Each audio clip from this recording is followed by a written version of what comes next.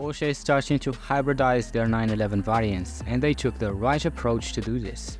Usually, the integration of an electric system serves mainly the reduction of fuel consumption, but this environmental benefit comes with some costs that will change the whole experience of a car like the 911.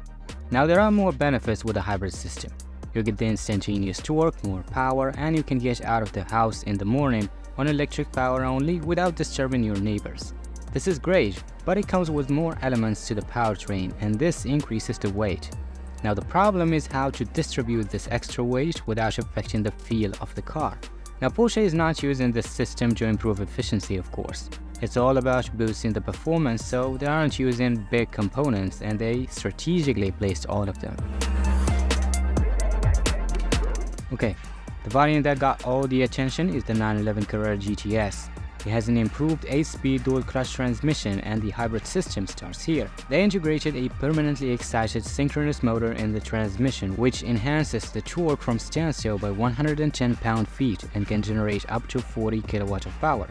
There is also a new turbocharger with an electric motor placed between the compressor and turbine wheels, and with this application, the turbocharger no longer relies on the engine to develop boost, but gets instant and controlled torque from the electric motor.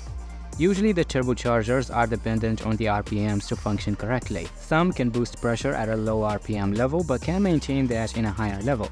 And others can do the opposite, but that's the cause of turbo lag. To fix this problem, there is the option of using two turbos, one for low RPMs and one for high RPMs, or turbos with wastegate to reduce excess exhaust pressure at high engine RPMs. Now in the case of an electric turbocharger, there is no need for all of this. The new 911 Carrera GTS doesn't even use two turbos now, just one is enough.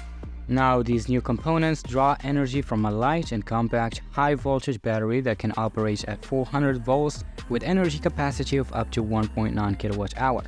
This battery is the size and the weight of a normal 12-volt battery. It even took its place, and the conventional one was relocated behind the parcel shelf in the rear for a better weight distribution.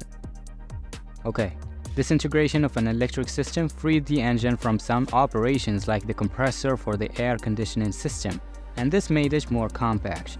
Now Porsche took advantage of this by enlarging the capacity of the cylinders and increased the displacement from 3 to 3.6 liters. This means more power, and combined with the power generated by the electric system, the total power is 532 horsepower and 449 pound-feet of torque.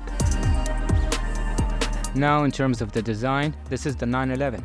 You need to really know what you're looking for to know this is the new one. It's the usual formula of just refining what already looks good. Since the engine is more powerful now, it needs more air for cooling, so the function of the lights that used to be in the front bumper is integrated in the headlights now. This allowed for large air intakes, and in the 911 Carrera GTS, this area has active vertical air flaps controlled based on the level of power needed, complemented by adaptive front diffusers in the underbody. The rear end is more simplified with a new design for the rear light band and new exhausts.